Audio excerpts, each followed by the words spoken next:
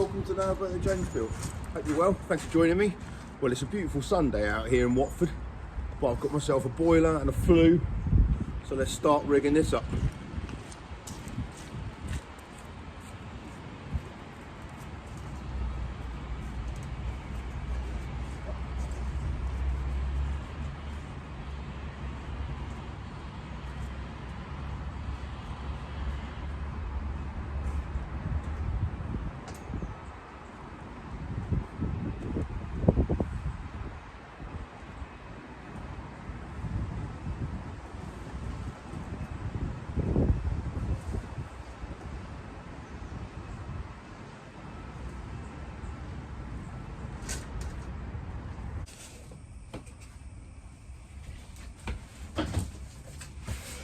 Okay, so here it is, the long-awaited boiler, and I've gone for a Cointra CP11. This is the low NOx LPG one. So I'll talk you through this. But whilst I'm unpacking it all, I've also got myself a flue. Last night for Ava's birthday was absolutely amazing. Went out to the West End. Went to a place called Bone Daddy's, which is a like a New York style Japanese restaurant. There's a few of them around, so went to that. That was amazing. And then went to see Hamilton, which is just, we had the best seats in town. It's just absolutely amazing. Ava loved it, and it was nice to spend time with her doing that. So I haven't been to the theatre in ages, and it's all full, so it was really nice. And going out in the West End is always a treat anyway, so yeah, that was really good. And now I'm back here, and my plan is to basically work out what I'm doing with this and get myself an LPG man in the next couple of days. Conveniently, Cointra have provided a template for the water heater, so I'm just putting it against there just to make sure that I've got it all right.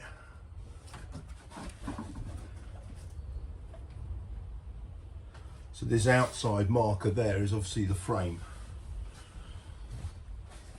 but this is the kind of, I don't know if this might be a good way of demonstrating to you, but to put it on,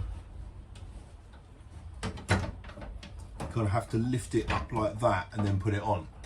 So it's just a case of whether I've got enough clearance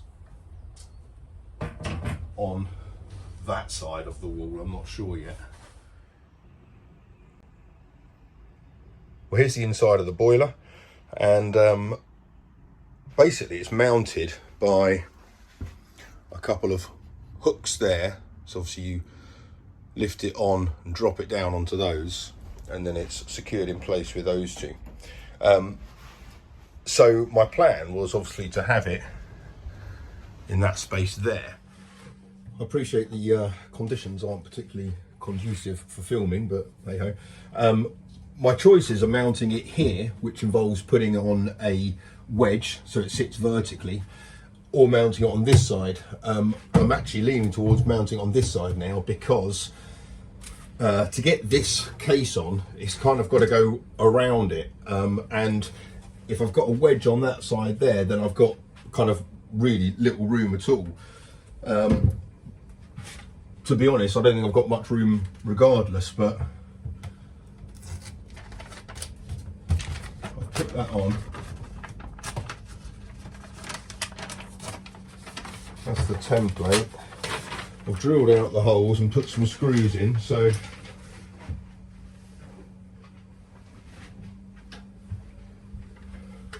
we can see what it's like for space.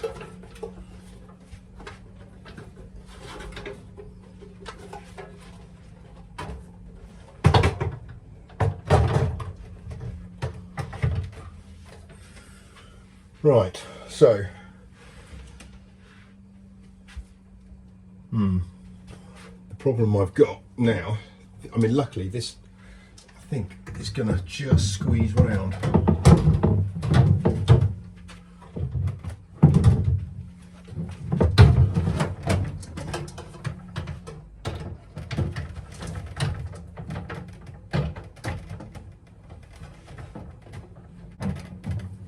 Okay, so That's what it looks like there. It kind of just fits in. I could bring it down a little bit, but that's not going to really affect getting this on and off at all. This is now dictated, the height of this is now dictated by the flue. So it's got to be 60 centimeters, well, kind of 50 centimeters at the lowest, which means it is sticking out quite far. So now I'm going to measure that on the outside and kind of work out the height of that. I mean, I haven't got a busting amount to play with. I could bring it down by a bit. I think for the LPG man, it's going to be all right for him to get the pipes up here. That'll be fine. There's plenty of room to get in under there. That's okay. The only obviously major issue is that I can't see the display. It's actually kind of facing that way, but I think it'll be all right. I can use a mirror, I guess. If it was mounted on that wall there, I would be able to see it, but it's not going to change much. The only main difference on that wall is that it will be sticking out. The bottom of it will be out to there. It's just not going to be, it's just not going to fit in, I don't think, if I was to put the wedge on that wall. It's not the most attractive thing from the side though, is it? I mean, it's not bustingly attractive from the front, but from the side it's really not at all. Anyway, right, let's work out the height of that then. It's going to be 13. Obviously got to take my light out as well. So that's 13, which means on the top, what's the height of the roof? Oh, I can do it from here. That's 7, so that's 200. That means it's going to be sticking out 400 at the top. What's that? That much.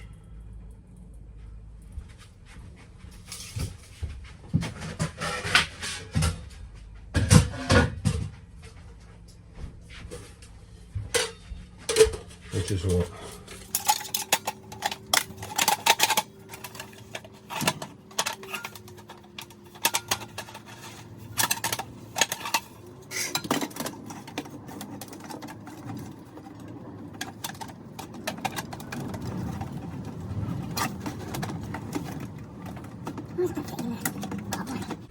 Okay, so that'll be 400 on the top.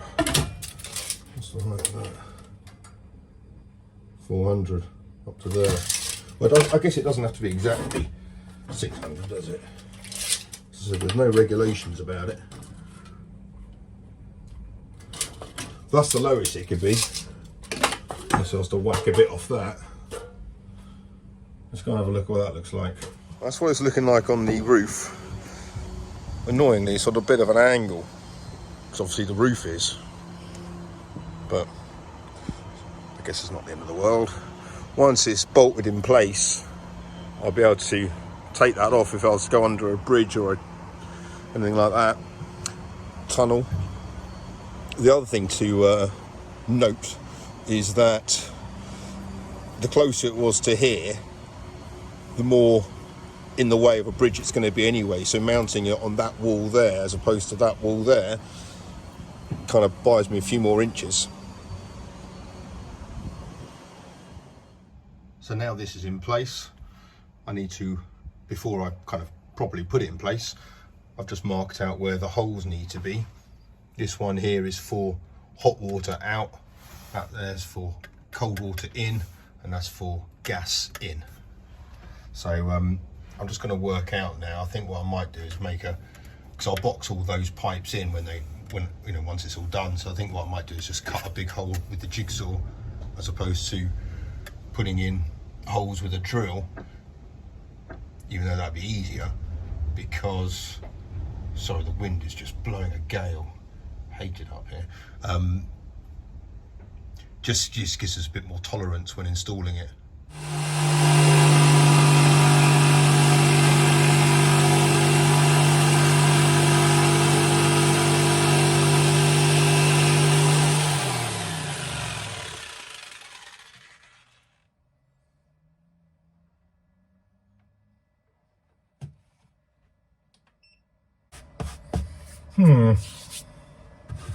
Well, it's a hole in the worktop. That's about as good as it is though.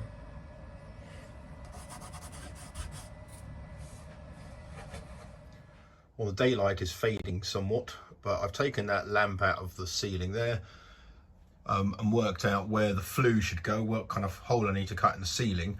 I'm going to put a panel on it to cover up the hole, a little bit like what's on there.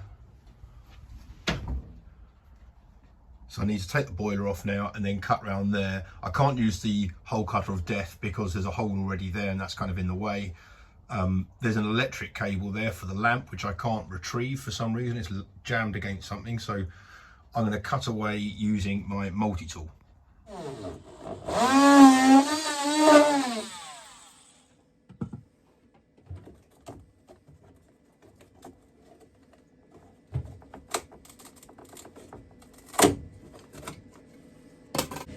This is the same size, this beeswax tin, as the flue, so that's going to fit in, that's fine.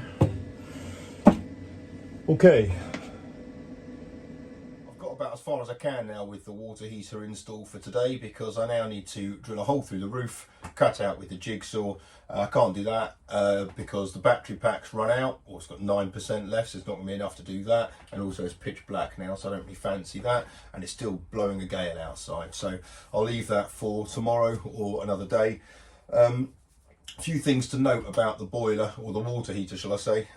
So firstly, they require quite a specific water pressure input for them to work at their optimum. And it's obviously always important for water heaters and boilers to work at their optimum. So this one needs a PSI of 40 or about 38 or something like that. Luckily, the water pump I've got is the 2.9 par, so it does do the flow rate that's required for the boiler, so that's good. But yeah, something to bear in mind if you are going for these Cointras, just make sure your pump is up to scratch. Now, so there's a bit of a debate at the moment about water heaters and everything like that. The BSS are kind of going one way with it, which is towards room sealed. But well, their rules are Part 8 of the 2002 the 2002 BSS standards. They say that all LPG appliances must be room sealed, apart from things like ovens, which can't be room sealed, but everything else needs to be, with one exception, and that exception is instantaneous water heaters. So room sealed is obviously much safer in terms of nitrous oxide emissions and carbon monoxide. So the idea of room sealed is the flue, it's got an outer and an inner flue. So the outer part of the flue draws the air in for the ventilation of for the airflow for the boiler, and then the inner part of the flue releases the combustible exhaust fumes. This is an open flue system, which basically means it draws air from inside the vessel and combustible material goes up through the exhaust or through the flue. It's basically just not as safe.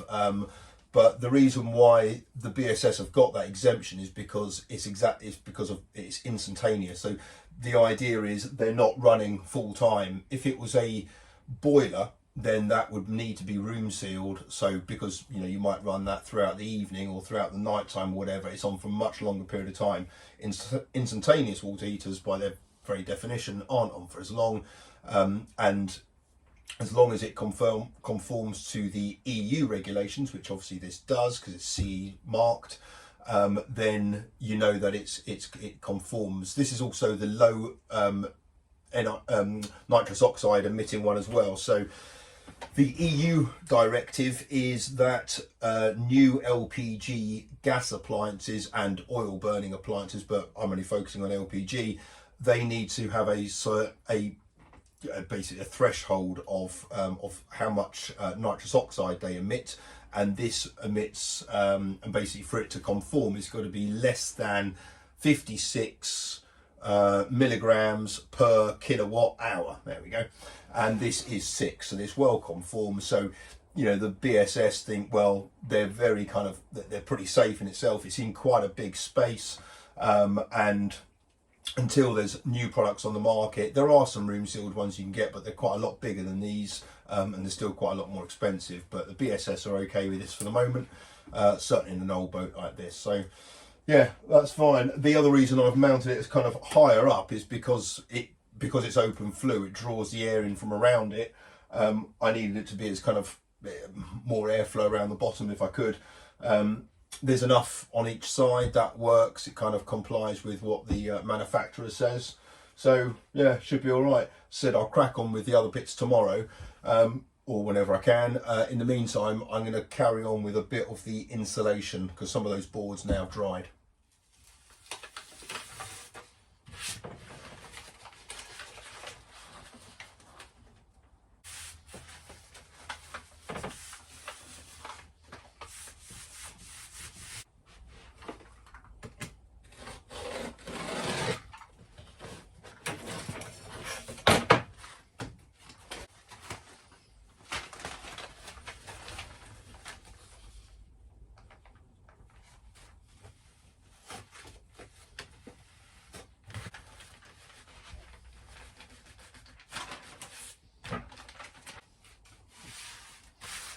Okay, there's another one done.